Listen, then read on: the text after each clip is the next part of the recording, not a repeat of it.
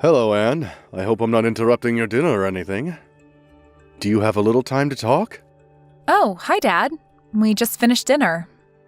Just sitting around watching TV. What's the matter? Can I help you with something? I hope it's nothing serious. No, nothing like that. I just wanted to know what you're doing tomorrow. You and David are going to be home, aren't you? It's Friday, and I thought maybe you guys might be home. Yeah, David's back for a meeting at the head office on Monday, so he's returned today to spend the weekend together. As you know, he's assigned to the East Coast office until that project gets off the ground, so he wanted to relax at home for a change. He's scheduled back east on Tuesday. I sort of wanted to see my son, too. Would it be a bother if I stopped in tomorrow? I know you want to spend time with him, but just for a little while, perhaps? Do you plan to come alone? I mean, I just want to know because I would need to prepare lunch. Yeah, that's thoughtful of you. Thank you. And you know, David hates it when his mother gets too possessive and starts doting over him. She tends to do that. To be honest, David called me and made me a promise not to tell her that he was returning. Right. We were just talking about that as a matter of fact. He also made me swear not to mention a word about his return. Yes, well, I had to lie to her. I told her I was seeing an old friend who happened to be in town, and that I was driving over to have lunch with him.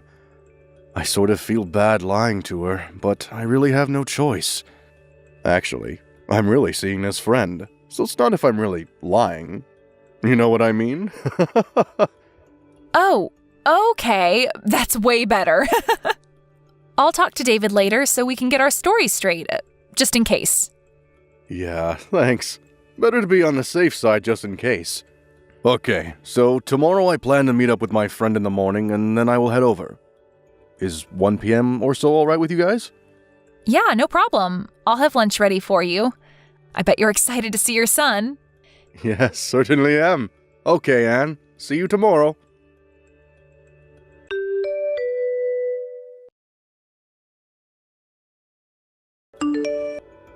Hello, Anne. Are you there? Pick up, would you please? I want you to clean the house tomorrow, and I won't take no for an answer. So what I want you to do is take the day off and drive over here at noon or so. Please start with the living room. It needs a good vacuuming. Excuse me? This is all kind of sudden, isn't it? I said no excuses. You have your car, right? Pick up some floor cleaner on your way here, would you? We're out. After you're done cleaning, I need you to go out and do some grocery shopping. I have to replenish some big item stuff. Case of bottled water and a case of canned soup. I've got a whole list here. And you know I have a bad back, so help me out here, would you? I'm sorry, but I just can't make it tomorrow. I already made an important appointment. I really can't change it. What did I just say? I said I will not take no for an answer. Besides, what's more important than helping out your husband's mother when she's in trouble? You better get your priorities straight, Anne. Well, my priority tomorrow is that I have an important schedule that I cannot change no matter what. I'm afraid you're going to have to take that no for an answer. End of story. But I'm willing to help you out on another day, but as for tomorrow, it's not going to happen. I'm really sorry about that. I'm just asking you to do a little cleaning and shopping for me for Pete's sake. That's the least you can do for your mother. Mother? Where do you think I live?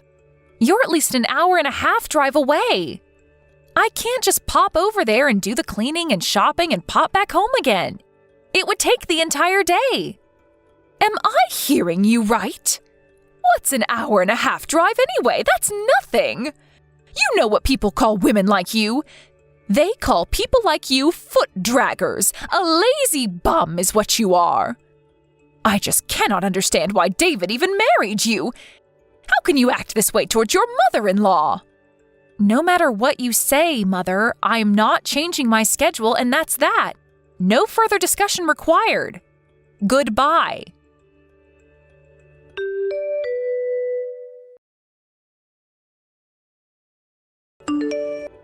Anne, good morning. How are you?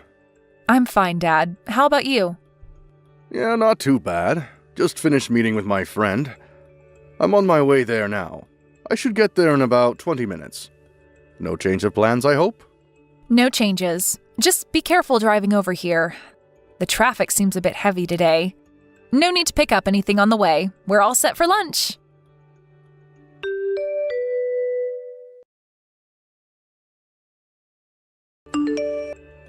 Anne, where the hell are you? I thought you would be cleaning the living room about now. I always knew you were lazy, but I didn't realize you were this much of a good-for-nothing slacker. I waited all morning for you. I never thought you would defy me so blatantly. There are consequences for your insubordinate attitude. You do realize that, I hope.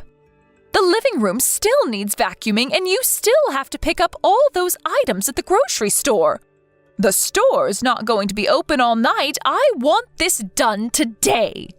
This is the job of the daughter-in-law. You must get over here right this minute and get to work. I want you here in 30 minutes, no ifs, ands, or buts about it. You hear me, Anne? There will be consequences if you disobey me.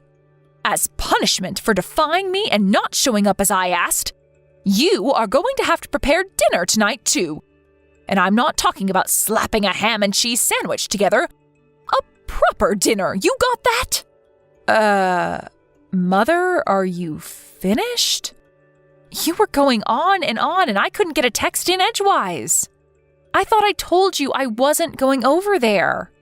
I have another important appointment that I cannot cancel. I thought you understood. And I thought I told you to give your mother-in-law priority above all others, didn't I?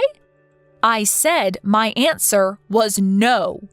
And I wanted no further discussion about it. What is so hard to understand about that?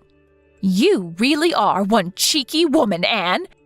And to think that my dear son, my precious David, married you, what was he thinking? You're just a deadbeat wife, you know what, Anne? I want you to divorce my son and disappear from our family forever. That's what I want from you. Mom, I would refrain from such name-calling if I were you. It's not as if we're simply talking face-to-face. All this is recorded and saved. Name-calling, huh? I'm being kind. I have worse things I want to call you, but I'm holding back. Besides, what I'm doing is providing discipline to a disobedient daughter-in-law. That's what I'm doing. I may name-call on occasion, but it's for your own good. Okay, whatever, but I should tell you that your husband is furious. My husband? What are you talking about? He's not even here today. He's off meeting some old friend that's in town.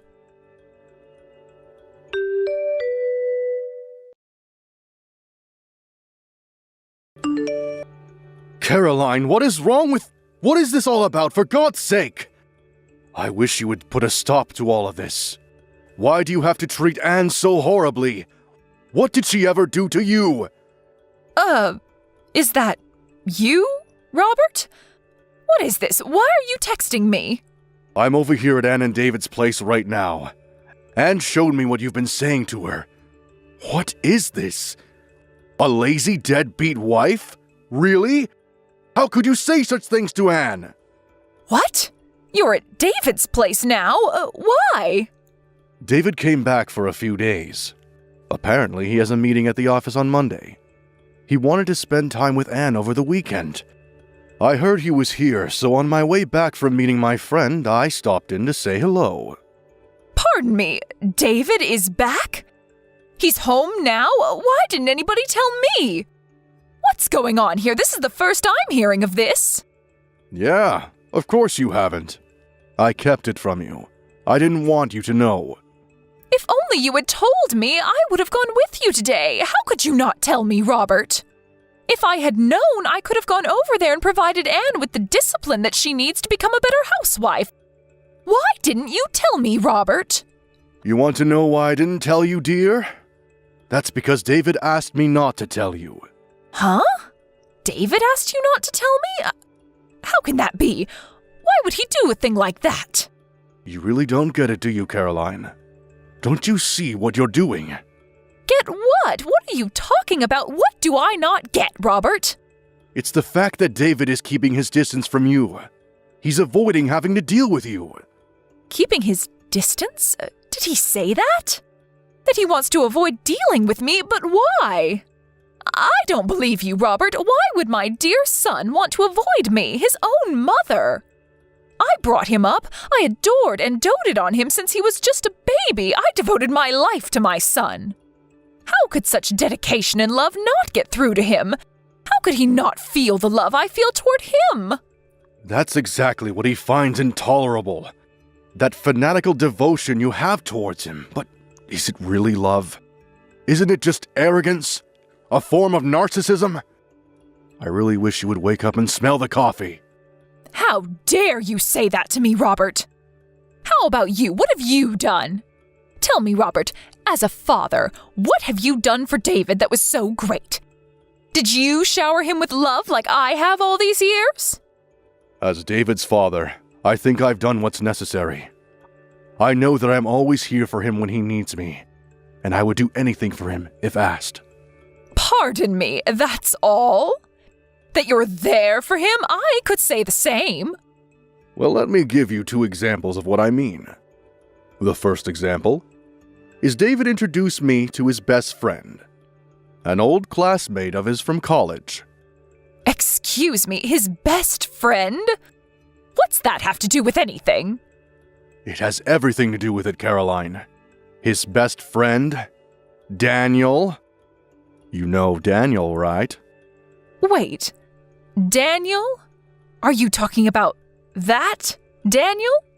He's that parentless boy, that orphan, that Daniel? I told him not to associate with him. He is not of our caliber. That's the one. You do remember him, don't you? How could he be David's best friend? You must be mistaken. You know that people like that, kids who grow up without parents, don't amount to much. Well, that Daniel that you so abhor, he's currently the CEO of a major corporation. A corporation that generates over $1 billion a year. No, that can't be. Not that orphan. He graduated from a top university all on his own. Finished at the top of his class right after he graduated. He started his own company and in no time built it to what it is today. When David first met him, he told me that I knew Daniel would go far, that he'd succeed beyond anyone's wildest dreams. And he was right. Unlike you, David has a good eye for people. He knew Daniel would make a name for himself someday. He had no doubt in his mind. That Daniel? That parentless young man? He runs $1 billion company. He's the CEO of this company? Are you serious? And the second example. This concerns Anne, David's wife and your daughter-in-law. David introduced me to her 2 years before they even got married. He told me that he was in love with her and was seriously thinking about marrying her. He introduced Anne to you 2 years before they got married? That's right. At the time, he told me he was going to introduce you to Annie right before getting married. As I recall, it was like 2 or 3 months before, wasn't it? He was sure you'd kick up a fuss and would totally reject the marriage outright. Is that why he rejected that nice woman that I was going to introduce to him back then? It was because he was already going out with Anne? He was already planning to marry her? Is that what you're saying? That's exactly what I'm saying. And who was this woman you were going to introduce him to anyways? You know her too. It's Sandy. From when he was in high school. You remember her. Wait a second, Caroline. That's Sandy? Are you out of your mind? Why are you so shocked? I worked with her at the mall. She's so nice and very energetic and friendly. She would have been perfect for David. Did you know that their father is a company president? Sandy is much more suited for David than Anne.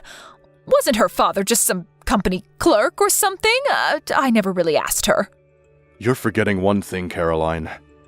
I heard that this Sandy has 3 kids, and she's not even married, for God's sake. On top of that, They aren't even sure who the father is. And you wanted David to marry this girl? Pardon me? Where did you hear that? Not only does she have 3 kids, she's been divorced twice. I heard that her parents are so fed up that they're not even talking anymore. Is that true? You're not making that up, are you? I had no idea Sandy had... Everybody knows everybody around the area. Where have you been? I'm surprised one of your lady friends weren't gossiping about it. Your discriminatory views are apparent, Caroline. You only look at things superficially. How could you say that? Are you saying that I'm prejudiced? That was not my intention. I'm so glad that David has an eye for people. He knows good people when he sees them. If we had left it up to you to decide who David should marry, I'm sure he would have suffered the consequences.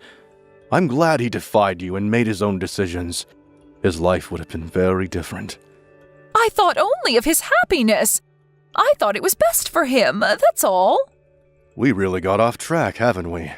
I suspected that you probably had ill will towards Anne and probably call her a name or two. But this? Are you serious, Caroline? How could you call her such despicable names? Like I was saying, this was merely part of disciplining her. She'll never be a good housewife if she's not taught proper manners. Lazy deadbeat wife is going a little too far, isn't it? You come off as a hateful bully is all. David is standing right here next to me. He's in total agreement. You've gone too far, Caroline. No, this can't be. David wouldn't feel that way toward me. I'm going to head home pretty soon. You will be home, I hope? We need to sit down and talk, Caroline. We need to discuss our future. Discuss our future? What are you talking about?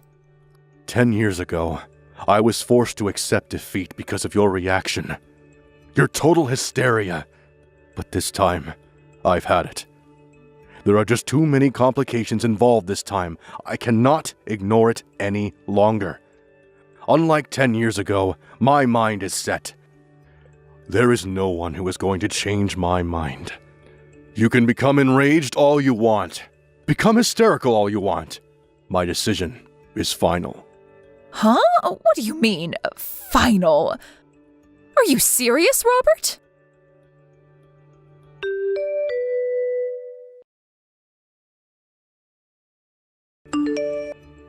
Anne, where are you? Where did you disappear to, for Pete's sake? I want you to reply right this second. This is an emergency. Where have you gone? Oh, hello, Mother. What can I do for you? You seem kinda upset. There's nobody here. Where have you disappeared to? Oh, I see what this is about. So you did go to our house. Robert was right after all. He advised us to move out as soon as possible. I was a little reluctant at first, but he was right after all. I'm glad I took his advice. My husband's advice? What are you talking about? No, Caroline. He's no longer your husband. Shut your mouth! This is all his fault. All Robert's fault. He just could not comprehend the love and consideration that I devoted to David. Unlike my husband, I was always thinking of my precious son. Always. But David will come around one day. I know it. He'll look back and understand all that I did for him.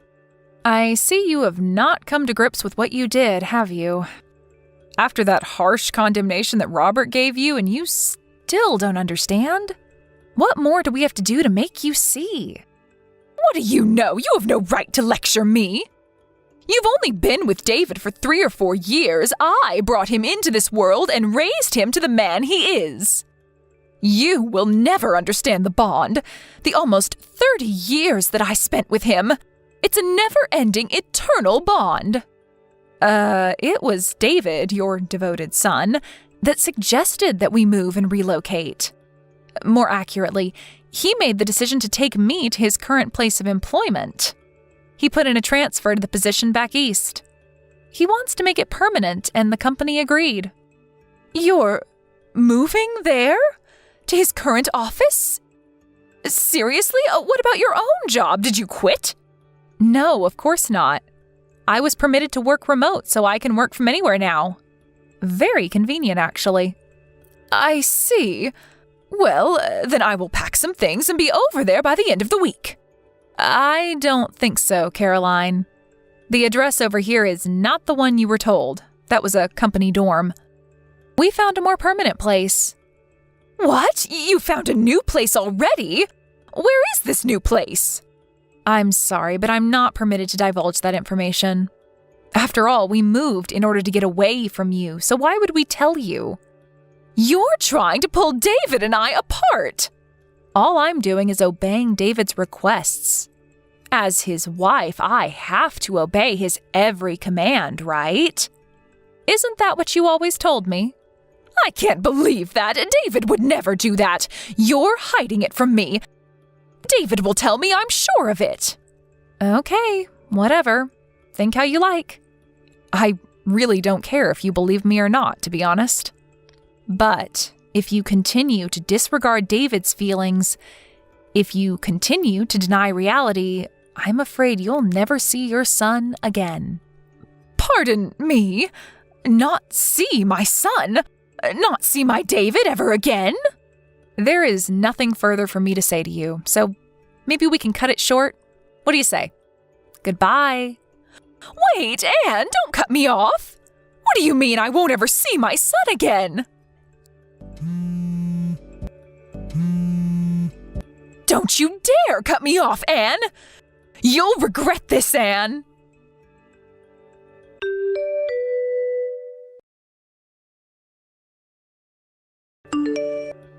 No matter what we said, no matter how we tried to explain it to her, she just could not accept the fact that David was sick and tired of her abnormal devotion and love for him. Maybe her love for her son is so strong nothing will convince her otherwise. David tried various ways to make his mother understand his feelings, to no avail.